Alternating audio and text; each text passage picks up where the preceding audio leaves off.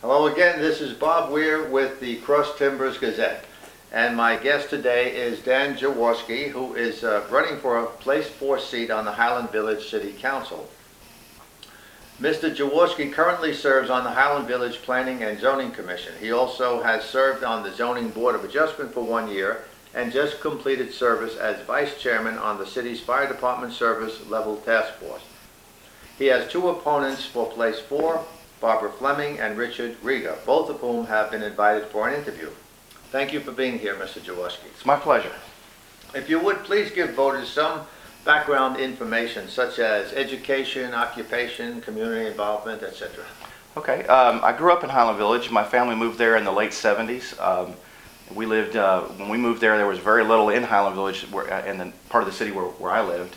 It was mostly pasture, and we saw the explosion of the 80s. I went through Timber Creek Elementary and Highland Village Elementary and was in the second graduating class from Marcus, class of '89. And after that, went into the Navy for 8 years as an intelligence analyst and a linguist. And when I got out, that paved the way for my career that I have today, which is in cybersecurity. Today I work for Hewlett Packard Enterprise in the cybersecurity arena, and I run a team that's responsible for security patches for the entire company. Great career. It served me very well. My wife and I moved back to Highland Village 3 years ago, and it's just a great place to have a family, raise kids. I remember from my youth how much I enjoyed it, how much the city gave to me. So we wanted to move back and raise our family there. I also have a bachelor's degree in business and a master's degree in strategic leadership, and the community is a place we love. I just have a lot of passion and love for it, and I'm grateful for the opportunity to talk about it. All right, how about if you would give people some information about the important issues facing Highland Village today? I think there are a lot of things facing the city that are not necessarily challenges, but a lot of them are opportunities. There are some challenges. The city is facing build out. We have only a handful of lots that can be built on anymore. When we get to that, when we finish that, we get into what's called maintenance mode. What that's going to mean is property tax revenue and sales tax revenue is going to there's not going to be a whole lot of movement. And so how do we fund projects like road projects, water and sewer, and provide the level of services and emergency services and city services that the citizens have come to expect? How do we provide that within those constraints? I think it's going to require a lot of fiscal conservatism. It's going to require some creativity. But there are definitely things that can be done. The city has a long reputation of maintaining a great level of service that I think the citizens have come to expect, and I'm going to work really hard to make sure we keep doing that. Okay, so if elected, you would know how to handle those issues? I believe so. Okay. All right, if you would please tell residents something about the Fire Department Service Level Task Force. Little background on that. The fire chief there has had a belief that the fire department needs more manpower in order to provide top-level service to the city of Highland Village. His motto is he believes every citizen deserves the same level of service no matter what part of the city you live in. That's a great ambition. Obviously, the response time is going to be different if you're right around the corner from the fire station versus on the other side of the city.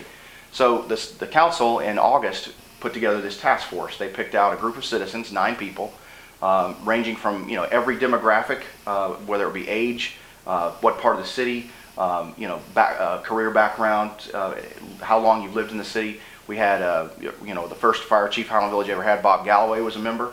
Assistant chief in Louisville, Jeff Smith, was a chairman. And then there were a number of us that have no background whatsoever in fire services. And so we spent 5 months, met every 2 weeks for about 2 to 3 hours a night. And they gave us, it was a book about like this, of data, of research on everything from how long it takes to answer a call, transfer a call, move the call over to the fire station, for them to get in the truck, get down the road, make the response, mutual aid statistics, how much we rely on mutual aid with Louisville and Flower Mound versus how much we give, transport times to different hospitals, you name it, it was all in there. And the city asked us to come back to them with a recommendation on a long-term plan for the fire department.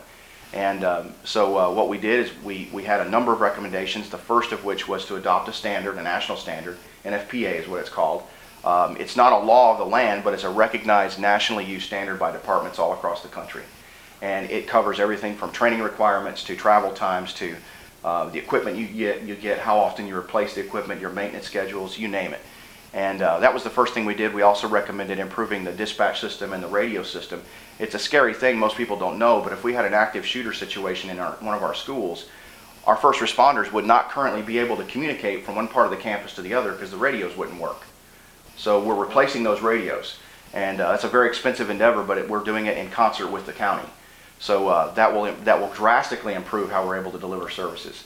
The other thing that they're doing is they've implemented a program called ECA, which is Emergency Care Attendant, for the police department. That'll allow them to do some patient assessment and some first aid on the scene, but while you have to wait for the paramedics to arrive. They won't be able to administer drugs and that kind of thing, but they can do a really detailed assessment. That way, when paramedics are on the scene, it drastically cuts down the diagnosis time. So those are three really great things. We also recommended fully staffing and building out the fire station eventually that exists today. And we recognize that at some point in the future there may be a need for a second station. Data currently doesn't justify it today, but we recognize that there may be a point somewhere down the road where that's necessary. So we asked the council to start planning for that possible eventuality.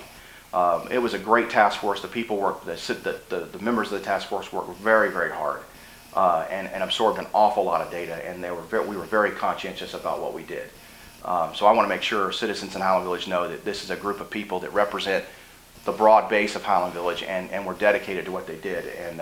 And it actually, some of the things we talked about actually resulted in immediate changes to how care is delivered that actually saved a person's life early on in the process of our meetings. So it's very successful, I think, and I think it gives us a good roadmap of how we want to see the fire department develop over the years. Well, it sounds like it. That sounds like an excellent service. Well, all right, let me go on. I think you already handled this question. I was going to ask you, is Highland Village completely built out, or is there still room for further development? There's a little bit of growth, a little bit of room left for growth, but both retail and residential. Not much. Wichita Forest is being developed. Part of Wichita Forest is being developed into an area of about 39 homes. It'll be called Wichita Estates. After that, there are only really a handful of lots left that can be built, and many of those, there are going to be some significant terrain challenges, so they may not be built out. There's still area on the far northwest side of town where some homes could be built. There's an area on the far south side of town, right along 407, that could be starter homes or garden homes at some point. But other than that, there's still a little bit of retail space available, but we're almost built out. All right, how about the campaigning you're doing? You're going to be doing door-to-door or literature mail-outs and so forth? All the above, all the above. I've been reaching out to people already. I've already knocked on at least 100 doors and made a number of phone calls, and you know, we're getting a great response. So we'll be doing some mailers and door knocking for sure. How about a campaign website? Do you have one? No, we don't, but we have a Facebook page, Dan Jaworski for Highland Village, at facebook.com. Okay. Is there anything else you'd like to say about your campaign? I'd just like to say we're going to work really hard. I'm dedicated to the city. I grew up there, so it's my city. I'm from Highland Village. I am Highland Village, and so I'm looking forward to serving the people of Highland Village. Well, thank you for being here, Mr. Jaworski, and good luck in the campaign. Thank you, Mr. Weir. And thank you for watching.